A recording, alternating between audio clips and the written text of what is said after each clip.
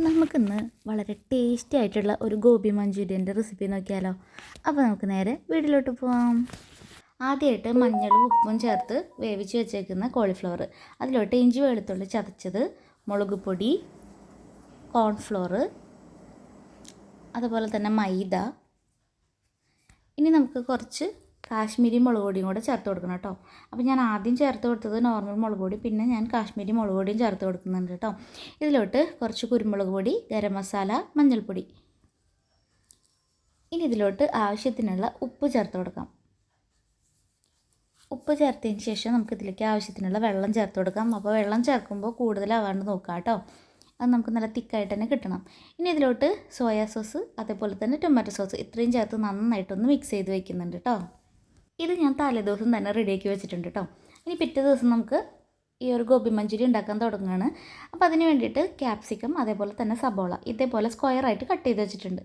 ഇനി നമുക്ക് ആദ്യം തന്നെ ഈ കോളിഫ്ലവർ ഒന്ന് ഫ്രൈ ചെയ്തെടുക്കണം. അപ്പോൾ അതിന് വേണ്ടിയിട്ട് ഒരു പാൻ വെച്ചിട്ടുണ്ട്. അതിലോട്ട് ഓയിൽ ഒഴിച്ച് കൊടുക്കുന്നുണ്ട്. നമ്മൾ തലേദിവസം റെഡിയാക്കി വെച്ചിട്ടുള്ള ഈ കോളിഫ്ലവർ മിക്സ് നമുക്ക് ഇതിലോട്ട് ഇട്ട് കൊടുക്കാം. ഇതിലോട്ട് ഇട്ടിട്ട് നന്നായിട്ടൊന്ന് ഫ്രൈ ചെയ്തെടുക്കണം കേട്ടോ. അപ്പോൾ കുറച്ച് 1 മിനിറ്റ് 2 മിനിറ്റ് ഇട്ടതിന് ശേഷം വീണ്ടും ഒന്ന് തിരിച്ച് മറിച്ചിട്ട് കൊടുത്തിട്ട് നന്നായിട്ടൊന്ന് വേവിച്ചെടുക്കണം. അപ്പോൾ ഇതിൽ നമ്മൾ കളറൊന്നും ചേർത്തിട്ടില്ല, പക്ഷെ നമ്മൾ കാശ്മീരി മുളക് പൊടി കൂടുതൽ ചേർത്തുകൊണ്ട് തന്നെ നമുക്ക് അത്യാവശ്യം നല്ലൊരു കളർ കിട്ടും കേട്ടോ. അപ്പോൾ അതിന് ശേഷം ഇതെല്ലാം വറുത്ത് കോരിയെടുക്കുക. ഇനി നമുക്ക് വേറൊരു പാൻ വെച്ച് കൊടുക്കാം. ഈ ഒരു പാൻ ചൂടാകുമ്പോൾ അതിലോട്ട് നമ്മൾ നേരത്തെ കോളിഫ്ലവർ ഫ്രൈ ചെയ്തിട്ടുള്ള ഓയിലുണ്ടല്ലോ, അതേ സെയിം ഓയിൽ തന്നെ ഒഴിച്ചു കൊടുക്കാം. ഇനി അതിലോട്ട് ഇഞ്ചി വെളുത്തുള്ളി ചതച്ചത് ചേർത്ത് കൊടുക്കുന്നുണ്ട്. അതേപോലെ തന്നെ നമ്മൾ നേരത്തെ സ്ക്വയറായിട്ട് അരിഞ്ഞു വെച്ചിരിക്കുന്ന ക്യാപ്സിക്കം, ഓണിയൻ ഇത് രണ്ടും കൂടെ ചേർത്ത് കൊടുക്കുന്നുണ്ട്. അപ്പോൾ ഇതൊന്ന് നന്നായിട്ടൊന്ന് വഴറ്റിയെടുക്കുന്നുണ്ട്. എനിക്ക് ഒരു പച്ചച്ചോ വരുന്നത് ഇഷ്ടമില്ല, അതുകൊണ്ട് ഞാൻ അത്യാവശ്യം നന്നായിട്ടൊന്ന് വഴറ്റി എടുത്തിട്ടാണ് കേട്ടോ കുക്ക് ചെയ്യാറുള്ളത്. ഇനി ഇതിലോട്ട് ആവശ്യത്തിനുള്ള ഉപ്പ് ചേർത്ത് കൊടുക്കുന്നുണ്ട്. ഉപ്പ് ചേർത്ത് കൊടുക്കുമ്പോൾ തന്നെ പെട്ടെന്ന് തന്നെ ഈ ഐറ്റംസൊക്കെ വഴന്ന് വരും കേട്ടോ. അപ്പോൾ ഇത്രയും ചേർത്തിട്ട് നന്നായിട്ട് ഇതൊന്ന് വഴറ്റിയെടുക്കുക. ഇനി നമുക്ക് ഇതൊന്ന് വഴന്ന് വരുന്ന സമയം കൊണ്ട് നമുക്കൊരു സോസ് റെഡിയാക്കി എടുക്കാനുണ്ട്. അപ്പോൾ നമുക്കിത് കുറച്ച് നേരം ഒന്ന് മൂടി വയ്ക്കാം. ഈ സമയം കൊണ്ട് നമുക്ക് സോസ് റെഡിയാക്കി എടുക്കാം. അപ്പോൾ സോസ് റെഡിയാക്കാൻ വേണ്ടിയിട്ട് ഒരു പാത്രം എടുക്കാം. അതിലോട്ട് ഒരു 2-3 സ്പൂൺ കോൺഫ്ലവർ ചേർത്ത് കൊടുക്കാം. കാശ്മീരി ചില്ലി പൗഡർ 2-3 സ്പൂൺ ചേർത്ത് കൊടുക്കാം. ഇനി അടുത്തതായിട്ട് ഇതിലോട്ട് കുറച്ച് വെള്ളം ഒഴിച്ച് കൊടുക്കാം. എന്നിട്ട് ഇത് നന്നായിട്ടൊന്ന് മിക്സ് ചെയ്തെടുക്കാം കേട്ടോ. ഇനി ഇതിലോട്ട് സോയാ സോസ്, ടൊമാറ്റോ സോസ്, കുറച്ച് പഞ്ചസാര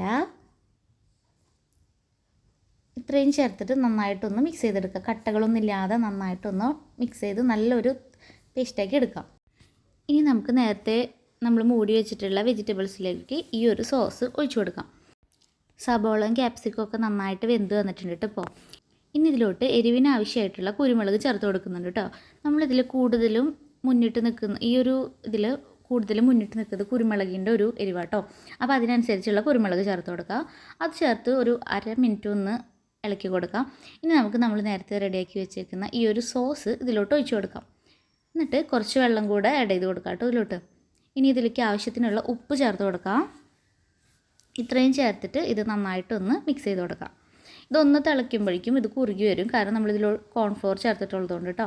അപ്പോൾ ഇതൊന്ന് കുറുകി വരുന്ന സമയത്ത് നമ്മൾ നേരത്തെ റെഡിയാക്കി ഫ്രൈ ചെയ്ത് വെച്ചേക്കുന്ന കോളിഫ്ലവർ ഇതിലോട്ട് ചേർത്ത് കൊടുക്കാം. അപ്പോൾ ഈ കോളിഫ്ലവറും കൂടി ഇതിലോട്ട് ഇട്ട് കഴിഞ്ഞാൽ ഇത് നന്നായിട്ടൊന്ന് ഇളക്കി കൊടുക്കാം. ഈ ഒരു സമയത്ത് നമ്മൾ ഇതിലോട്ട് കുറച്ച് സ്പ്രിംഗ് ഓണിയനും കൂടി ഇടുകയാണെങ്കിൽ നല്ലൊരു ഫ്ലേവർ കിട്ടും കേട്ടോ.